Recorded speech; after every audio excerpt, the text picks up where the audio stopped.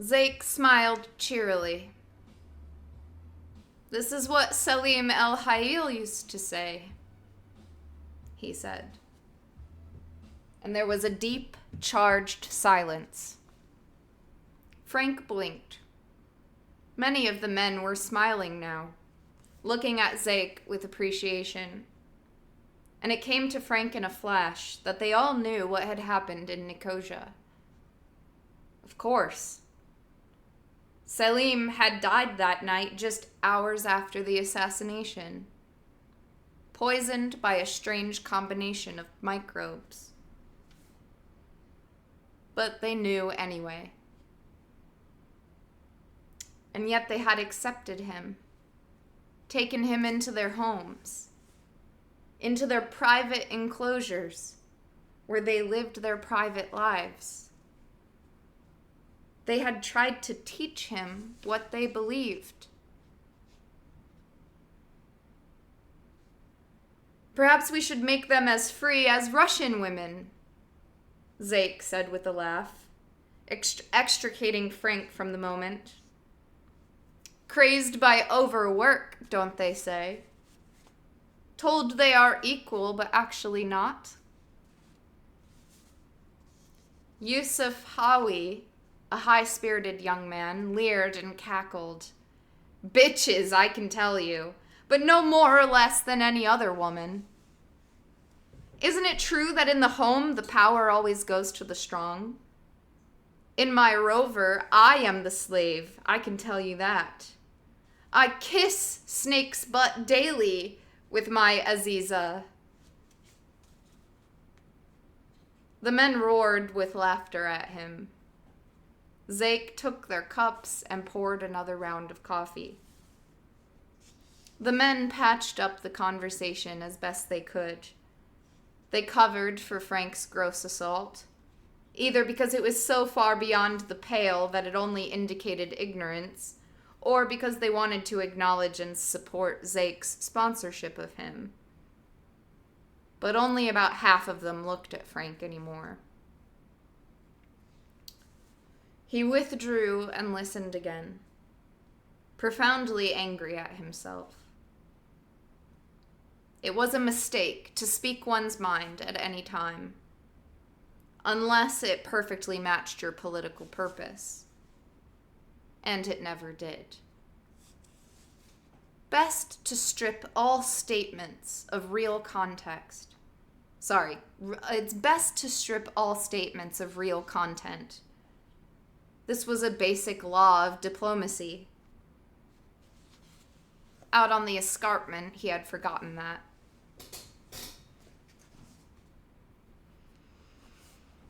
Disturbed, he went out in the prospector again. The dreams became less frequent. When he came back in, he did not take any drugs. He sat silently in the coffee circles, or spoke about minerals and groundwater, or the comfort of the newly modified prospecting rovers. The men regarded him cautiously, and only included him in the conversation again because of Zake's friendliness, which never flagged, except for that one moment, when he had almost effectively reminded Frank of one of the basic facts of the situation. One night, Zake invited him over for a dinner with Zake and his wife, Nazik, only. Nazik wore a long white dress cut in the traditional Bedouin style, with a blue waistband and bareheaded, her thick black hair drawn back into a flat comb and then left to fall down her back. Frank had read enough to know that this was all wrong. Among the Bedouin of Al-Wad Ali, women wore black dresses and red sashes to indicate their impurity, sexuality, and moral inferiority, and they kept their heads covered, and used the veil in an elaborate hierarchical code of modesty. all in deference to male power, so that Nazik's clothes would be deeply shocking to her mother and grandmothers, even if she was, as now,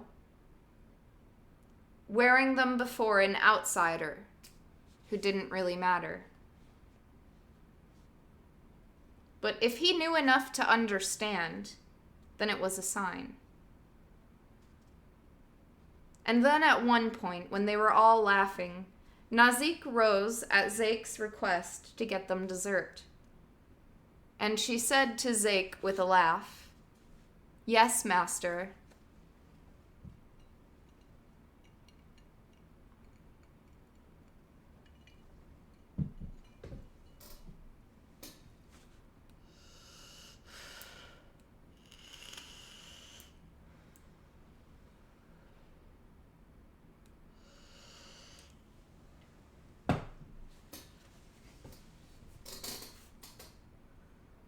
Zake scowled and said, "Go, slave," and took a swipe at her, and she snapped her teeth at him.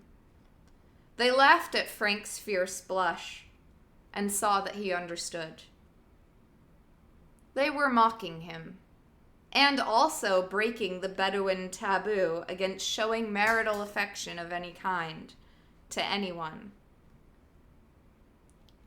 Nazik came over and put her fingertip on his shoulder, which shocked him further. "We are only joking with you, you know," she said. "We women heard about your declaration to the men, and we love you for it. You could have as many wives among us as the Ottoman Sultan. As an Ottoman Sultan. Because there is some truth to what you said. Too much." She nodded seriously and pointed a finger at Zake, who wiped the grin from his face and nodded as well. Nazik went on, "But so much depends on the people within the laws, don't you find? The men in this caravan are good men, smart men, and the women are even smarter, and we have taken over entirely." Zake's eyebrows shot up, and Nazik laughed. "No, really, we have only taken our share. Seriously." "But where are you then?" Frank said. "I mean, where are the caravan's women during the day? What do you do?" "We work," Nazik said simply. "Take a look. You'll see us." "Doing all the kinds of work?" "Oh yes, perhaps not where you can see us much. There are still some habits, customs. We are reclusive, separate. We have our own world. It is perhaps not good. We, Bedou, tend to group together, men and women. We have our traditions, you see, and they endure. But there is much that is changing here, changing fast, so that this is the next stage of the Islamic way. We are..." She searched for the word. "Utopia," Zake suggested. "The Muslim utopia." She waggled a hand doubtfully. "History," she said. "The Hajj to utopia." Zake laughed with pleasure. "But the Hajj is the destination," he said. "That is what the mullahs always teach us. So we are already there, no?" And he and his wife smiled at each other. A private communication with a high density of information exchange. A smile which they shared, for a moment, with Frank. And their talk veered elsewhere.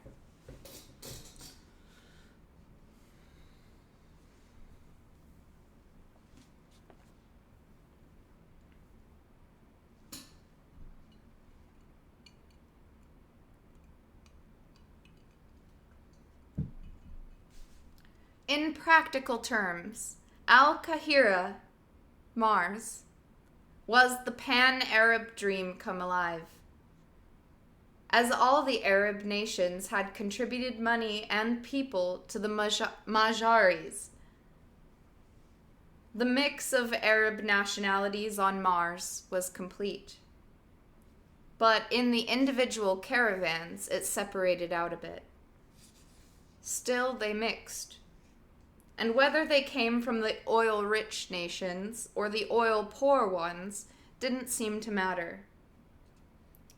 Here among the foreigners, they were all cousins. Syrians and Iraqis, Egyptians and Saudis, Gulf staters and Palestinians, Libyans and Bedouins, all cousins here.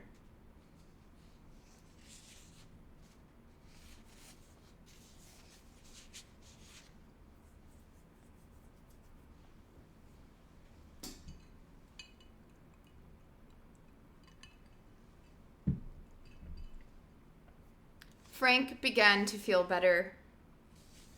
He slept deeply again, refreshed by the time slip in every day. A little slack in the circadian rhythm. The body's own off time. Indeed, all life in the caravan had an altered duration, as if the moment itself had dilated. He felt there was time to spare, that there was never a reason to hurry. And the seasons rolled by. The sun set in almost the same spot every night, shifting ever so slowly. They lived entirely by the Martian calendar now. It was the only new year they noticed or celebrated. LS equals 0. The start of northern spring in the year 16. Season after season, each 6 months long, and each passing in the absence of the old sharp sense of mortality. It was like living in eternal now. In an endless round of works and days. In the continuous cycle of prayer to the oh-so-distant Mecca. In the ceaseless wandering over the land. In the always cold. One morning they awoke to find it had snowed in the night, and the whole landscape was pure white. And mostly water ice. The whole caravan went crazy for the day. All of them, men and women, outside in walkers, giddy at the sight, kicking snow, making snowballs that did not cohere satisfactorily, trying to pile snowmen that likewise did not stick together. The snow was too cold. Zake laughed hard at these efforts. "What an albedo," he said. "It's astonishing how much of what Sachs does rebounds against him. Feedbacks naturally adjust towards homeostasis, don't you think? I wonder if Sachs shouldn't have first made things so much colder that the whole atmosphere froze onto the surface. How thick would it be? A centimeter? Then we line up our harvesters pole to pole and run them around the world like latitude lines, processing the carbon dioxide into good air and fertilizer. Ha, can't you see it? Albedo? Sorry. What an albedo. It's astonishing how much of what Sachs does rebounds against him. I wonder if he shouldn't have first made things so much colder that the whole atmosphere froze onto the surface. Then we line up our harvesters pole to pole and run them around the world like latitude lines, processing the carbon dioxide into good air and fertilizer. Can't you see it?" Frank shook his head. Sachs probably considered it, and rejected it for some reason we don't see. No doubt.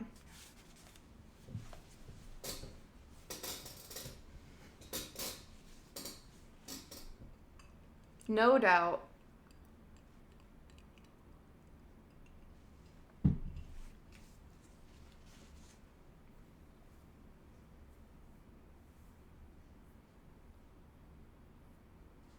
The snow sublimed away, and the red land returned. They traveled on their way. Occasionally, they passed nuclear reactors, standing like castles on the top of the escarpment. Not just Rickovers, but giant Westinghouse breeders with frost plumes like thunderheads. On Mangalavid, they saw programs about a fusion prototype in Chasma Borealis. Canyon after canyon. They knew the land in a way that even Anne didn't. Every part of Mars interested her equally, so she could not have this focused knowledge of a single region. This way they had of reading it like a story, following its leads through the red rock to a patch of blackish sulfides, or the delicate cinnabar of mercury deposits. They were not so much students of the land as lovers of it. They wanted something from it. Anne, on the other hand, asked for nothing but answers. There were so many different kinds of desires. There were so many different kinds of desire.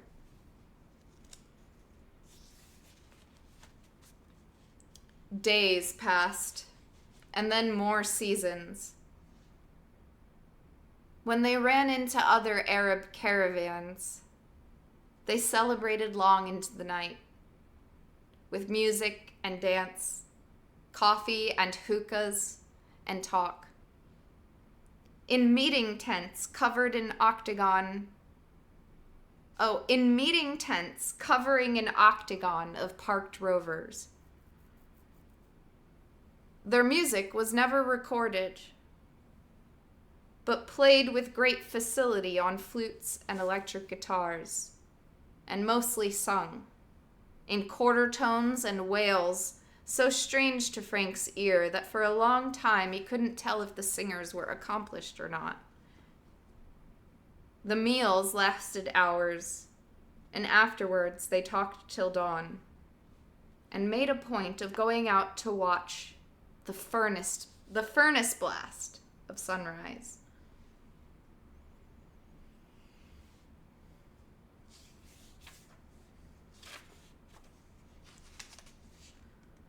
And made a point of going out to watch the furnace blast of sunrise.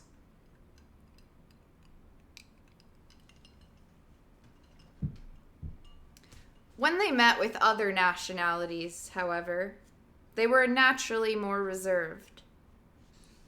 Once they passed a new Amex mining station, manned mostly by Americans, perched on one of the rare big veins of mafic rock rich in platinoids in Tantalus Fosse near Alba Patera. The mine itself was down on the long flat floor of the narrow rift canyon, but it was mostly robotic, and the crew lived up in a plush tent on the rim overlooking the rift. The Arabs circled next to this tent, made a brief guarded visit inside, and retreated into their insectile rovers for the night. It would have been impossible for the Americans to learn a thing about them. But that evening, Frank went back over to the Amex tent by himself. The folks inside were from Florida, and their voices brought up memories in him like nets filled with coelacanths.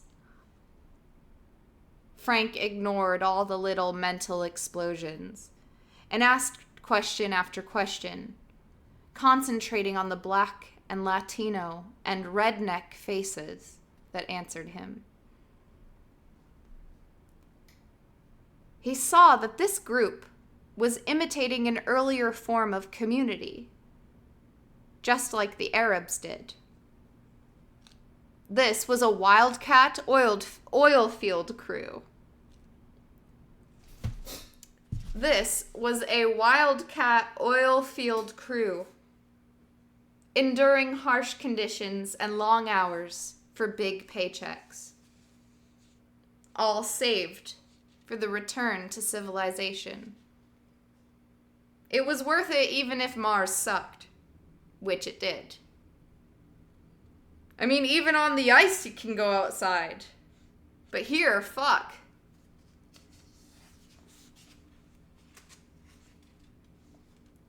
They didn't care who Frank was, and as he sat among them listening, they told stories to each other that astonished him, even though they were deeply familiar. Somehow. There was 22 of us prospecting with this little mobile habitat with no rooms to it. And one night we got to partying and took all our clothes off, and all the women got in a circle on the floor with their heads in the middle, and the guys went in a circle around the outside. And there were 12 guys and 10 gals. So the guys out kept the rotation. Oh my god. So the two guys out kept the rotation going pretty fast. And we actually got all the way around the circle in the time slip.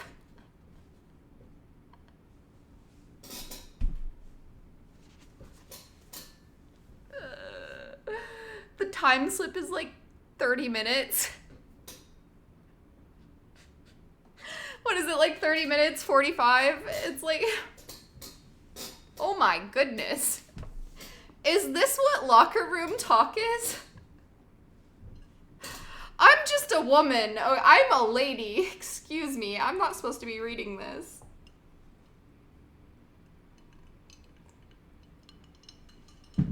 I am a lady. Out loud. My word. Oh no. It keeps going. It's not over. We're not done yet, boys. There was 22 of us prospecting in this little mobile habitat with no rooms to it. And one night we got to partying and took all our clothes off. And all the women got in a circle on the floor with their heads in the middle. And then the guys went in a circle around the outside. And there were 12 guys and 10 gals. So the two guys out kept the rotation going pretty fast. And we actually got all the way around the circle in the time slip. We tried to all come at once, but at the end of the time slip, we tried to all come at once at the end of the time slip, and it worked pretty good.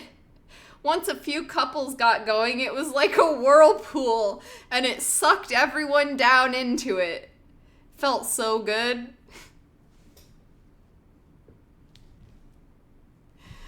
And then after, there was laughter. And the shouts of disbelief. We was killing and freezing these hogs in a... Oh my god, okay. I'm just gonna keep reading. We was killing and freezing these hogs in Acidalia, and then those humane killers are like shooting a giant arrow into their heads. So we figured, why not kill and freeze them both at once and see what happens? So we got them all handicapped and bet on which ones would get the furthest.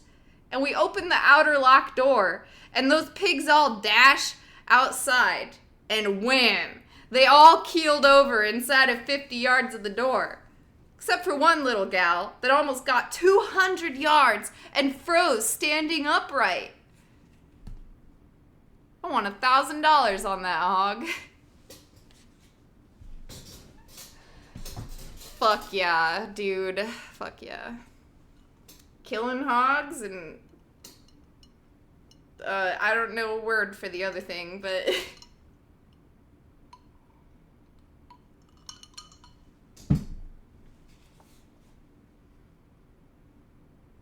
We were killing and freezing these hogs in Acidalia, and those humane killers are like shooting a giant arrow into their heads.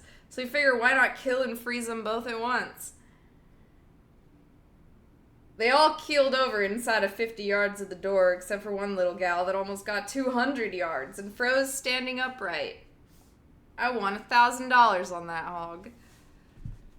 Frank grinned at their howls. He was back in America. God bless the USA. He was back in America. He asked them what else they had done on Mars.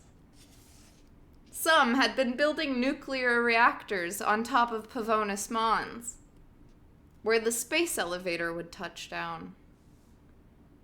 Others had worked on the water pipe running up eastern Tharsis Bulge from Noctis to Pavonis. The parent transnational for the elevator, Praxis, had a lot of interests at the bottom end, as they called it. I worked on a Westinghouse on top of the Compton Aquifer and under not. Oh my god, I cannot read these words all together after the fucking orgy hog killing scene. Please. This book was not meant to be read aloud. Oh, you work on reactors? I race pigs. And work on reactors. Get you a man who can do both. Others had worked on the water pipe running up eastern Tharsis Bulge from Noctis to Pavonis. The parent transnational for the elevator, Praxis, had a lot of interests at the bottom end, as they called it. I worked on a Westinghouse on top of the Compton Aquifer under Noctis, which is supposed to have as much water in it as the Mediterranean. And this reactor's entire job was going to be to power a bunch of humidifiers. Fucking 200 megawatts of humidifiers. 200 megawatts of humidifier. They're the same as the humidifier I had in my bedroom when I was a kid. Except they take 50 kilowatts apiece. Gigantic Rockwell monsters with single molecule vaporizers and jet turbine engines that shoot the mist out 1,000-meter stacks. Fucking unbelievable. 1 million liters a day of H2O added to the air.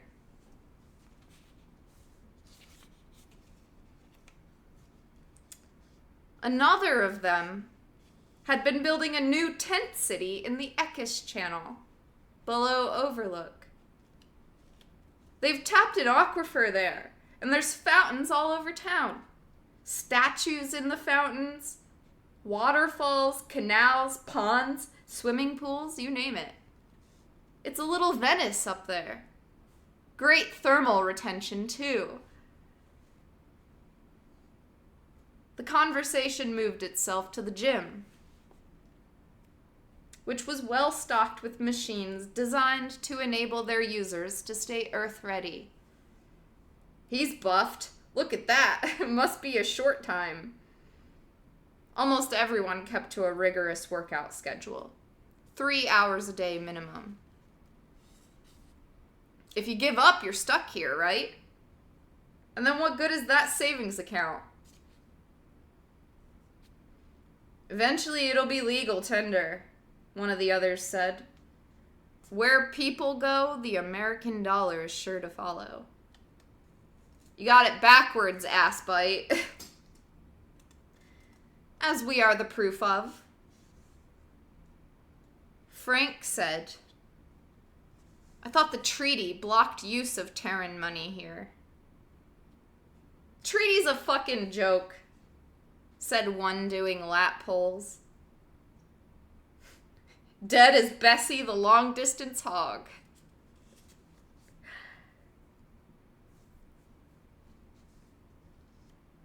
They stared at Frank, all of them in their 20s and 30s. A generation he had never talked to much. He didn't know how they had grown up, what had shaped them, what they might believe. The oh so familiar accent and faces might be deceptive. In fact, probably were. You think so? He asked. Some of them seemed more aware than the rest that he might be connected to the treaty, along with all his other historical associations. But the man doing lap pulls was oblivious. We're here on a deal that the treaty says is illegal, man. And it's happening all over. Brazil, Georgia, the Gulf states, all the countries that voted against the treaty are letting the transnats in. It's a contest among the flags of convenience as to how convenient they can be. And Unoma is flat on its back with its legs spread wide, saying more, more. Folks are landing by the thousands, and most are employed by transnats. They've got their government visas and 5-year contracts, including rehab time to get you earth buffed. Things like that. By the thousands? Frank said. Oh yeah, by the tens of thousands. He hadn't looked at the TV, he realized, for a long time. A man doing military presses spoke between lifts of the whole stack of black weights. It's gonna blow pretty soon. A lot of people don't like it. Not just old-timers. Like you. A whole bunch of new-timers, too. They're disappearing in droves. I don't know how you'd speak lifting weights, but they're disappearing in droves. Seems hard to get the exhale, they're disappearing in droves.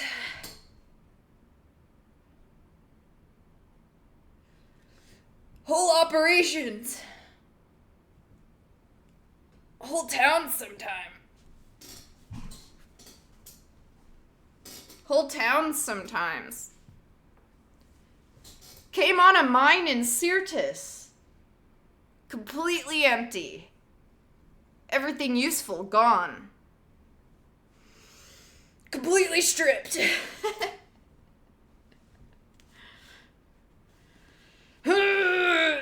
Even stuff like interlock doors.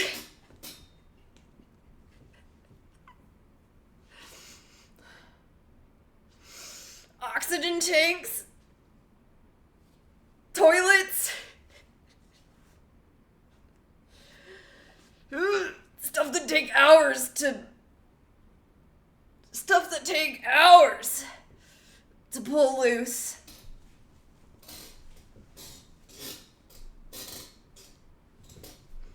Why'd they do that? Going native, a bench presser exclaimed. Won over by your comrade, Arkady Bogdanov. From flat on his back, this man met Frank's gaze. A tall, broad-shouldered black man with an aquiline nose. He said, They get up here and the company tries to look good. Gyms and good food and rec time and all. But what it comes down to is them telling you everything you can do and can't do. It's all scheduled. When you wake up, when you eat, when you shit. It's like the Navy has taken over Club Med. You know? And then here comes your bro Arkady saying this to us. You're Americans, boys. You gotta be free. This Mars is the new frontier. And you should know some of us are treating it that way. We ain't no robot software. We're free men. Making our own rules in our own world. And that's it, man. The room crackled with laughter. Everyone had stopped to listen. That does the trick. Folks get up here and they see their schedule software. They see they can't keep Earth buffed without they spend their whole time in here sucking the air hose. And even then, I suspect it's impossible. They lied to us, I bet. And even then, so the pay means nothing, really. We're all software, and maybe stuck here for good. Slaves, man. Fucking slaves. And believe you me, that's pissing a lot of folk off. They're ready to strike back, I mean to tell you. And that's the folks who are disappearing. Gonna be a whole lot of them before it's all over. Frank stared down the man. Why haven't you disappeared? The man laughed shortly and began pumping weights again.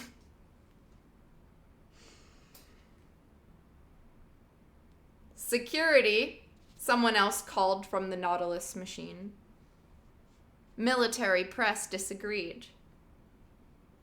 Security's lame, but you gotta have somewhere to go. Soon as Arcady shows, you're gone.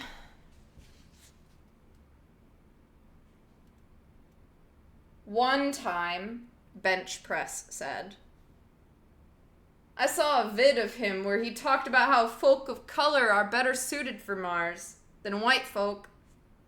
How we do better with the UV. Yeah. They were all laughing at that, both skeptical and amused at once. It's bullshit, but what the hell? Bench Press said. Why not? Why not? Call it our world. Call it Nova Africa. Say no boss is gonna take it away from us this time. He was laughing again, as if everything he had said was no more than a funny idea. Or else a hilarious truth. A truth so delicious that it made you just laugh saying it out loud. That just saying it made you laugh out loud.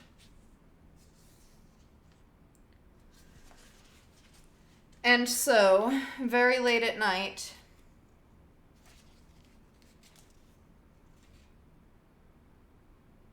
Frank went back to the Arab rovers. And he continued on with them. But it wasn't the same. He had been yanked back into time. And now the long days in the Prospector only made him itch.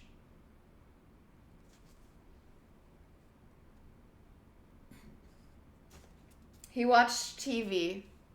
He made some calls. He had never resigned as secretary. The office had been run in his absence by Assistant Secretary Sluzinski, and he had done just enough by phone for them to cover for him. Telling Washington that he was working, then that he was doing deep research, then that he was taking a working vacation, and that as one of the first 100, he needed to be out there wandering around. It wouldn't have lasted much longer. But when Frank called Washington directly, the president was pleased. And in Burroughs, the exhausted-looking Sluzinski looked happy indeed. In fact, the whole Burroughs office looked pleased that he planned to come back, which surprised Frank quite a bit. When he had left Burroughs, disgusted at the treaty and depressed about Maya, he had been, he thought, a bastard of a boss. But here they had covered for him for almost 2 years, and seemed happy to hear he was coming back. People were strange. The aura of the first 100, no doubt. As if that mattered.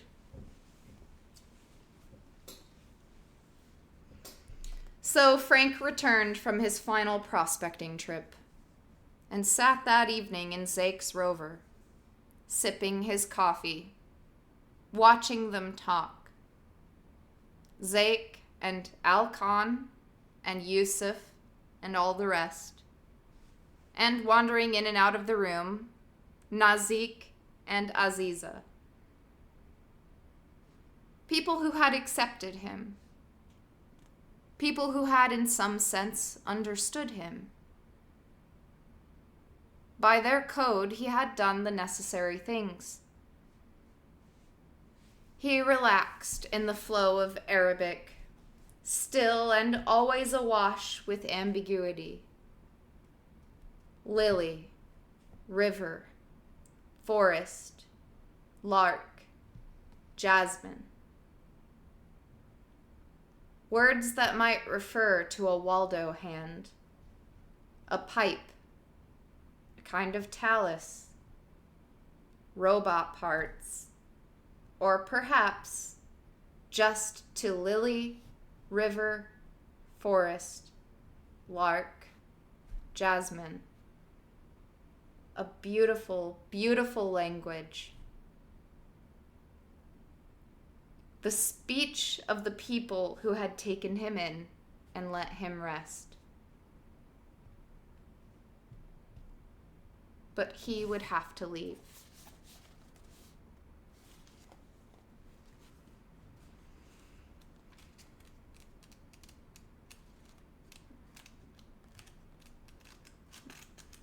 Oh my God, it's gonna take forever to finish this. But you know, that's good. Good news is we're going to be reading this book forever. Jesus Christ, I read like 20 pages tonight. And we're on page 499 out of like 600. It's got like 100 pages left to go. I'm so sorry. 650 something. 655? We're on page 499 out of like 650. Holy balls. Thank you for listening. Thank you, everybody. My pleasure, your pleasure. We are all pleasured.